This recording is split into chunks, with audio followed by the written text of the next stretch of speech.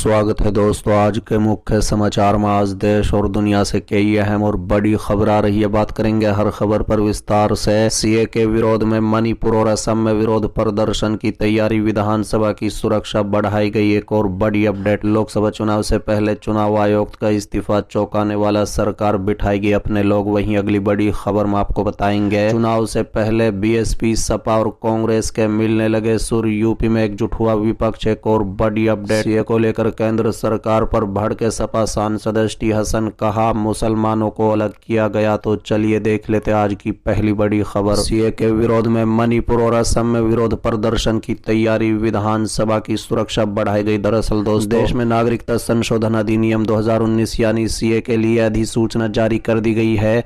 ऐसे में मणिपुर में बड़े पैमाने पर इसके विरोध की तैयारी चल रही है। बता दें कि राज्य में विपक्षी दल और क्षेत्रीय संगठनों ने शांतिपूर्वक विरोध प्रदर्शन की घोषणा की है। विरोध प्रदर्शन की आशंका को लेकर विधानसभा और जनता भवन की सुरक्षा बढ़ा दी गई है। बता दें, इससे पहले गृह मंत्री अमित शाह समेत कई केंद्रीय मंत्रियों ने दावा किया था कि लोकसभा चुनाव से पहले सीए को लागू किया जाएगा। बता दें कि इंडियन एक्सप्रेस की एक रिपोर्ट के मुताबिक इन दावों के बाद असम में पिछले कुछ हफ्तों से तनाव का माहौल बना हुआ है। बढ़ते तनाव और प्रदर्शन की आशंका को देखते हुए गुवाहाटी शहर में सड़कों के किनारे बस के बैरिकेड लगाए गए हैं। साथ ही 11 मार्च की शाम को विधानसभा, जनता भवन और उसके आसपास भारी बैरिकेडिंग कर सुरक्षा बढ़ा दी गई थी। बता दें कि जनता भवन असम के सचिवालय परिसर का नाम है। वहीं 11 मार्च की रात को कुछ हिस्सों में झटपट विरोध प्रदर्शन की भी खबर आई है। बता दें कि गुवाहाटी के कॉटन यूनिवर्सिटी के सामने भी प्रदर्शन हुआ है। चलिए अगली खबर, लोकसभा चुनाव से पहले चुनाव आयोग का इस्तीफा चौंकाने वाला, सरकार बिठाएगी अपने लोग। दरअसल दोस्तों, विपक्षी दलों ने शनिवार को लोकसभा चुनाव से ठीक पहले चुनाव आयुक्त के पद से अरुण गोयल के इस्तीफे पर चिंता व्यक्त की है। बता दें कि हिंदुस्तान टाइम्स के मुताबिक कानून मंत्रालय ने एक गजट अधिसूचना में कहा है कि राष्ट्रपति द्रौपदी मुर्मू ने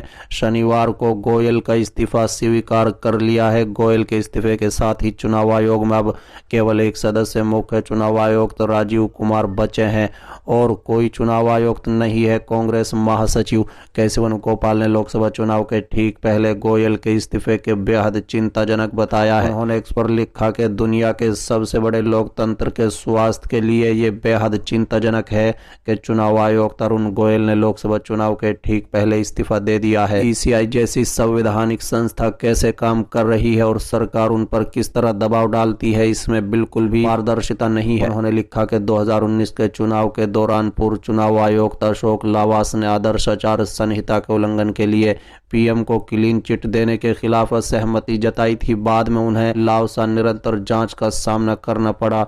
ये रवैया दर्शाता है कि शासन लोकतांत्रिक परंपराओं को नष्ट करने पर तुला हुआ है। इसे स्पष्ट किया जाना चाहिए और ईसीआई को हर समय पूरी तरह से गैर पक्षपातपूर्ण होना चाहिए। बता दें कि तृणमूल सांसद साकेत खोगले ने भी गोयल के इस्तीफे को बहुत चिंताजनक बताया है।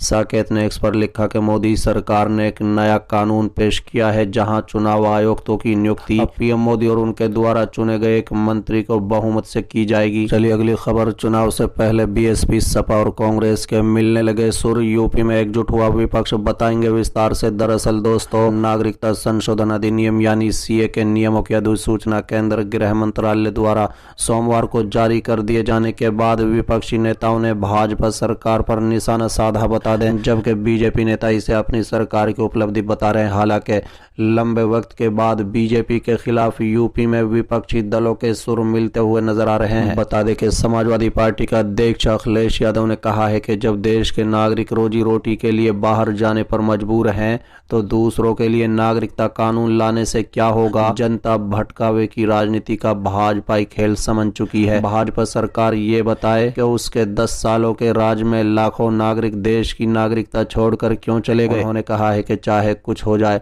कल इलेक्ट्रोल बॉन्ड का हिसाब तो देना ही पड़ेगा और फिर पीएम केयर फंड का भी।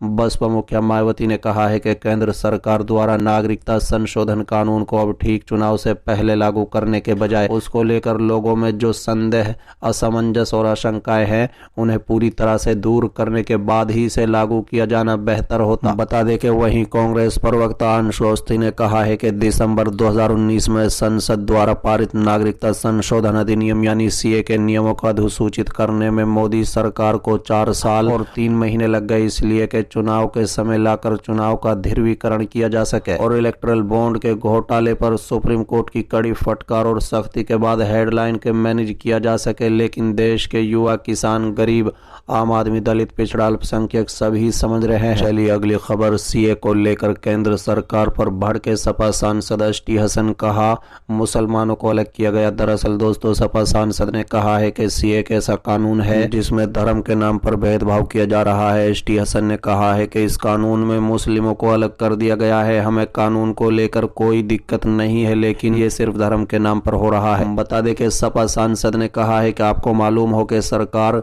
किस राह पर चल रही है। ये एक ऐसा कानून है जिसमें मुसलमानों के साथ धर्म के नाम पर भेदभाव किया जा रहा है। सरकार ने इसे लागू करने का फैसला भी जल्दबाजी में लिया है।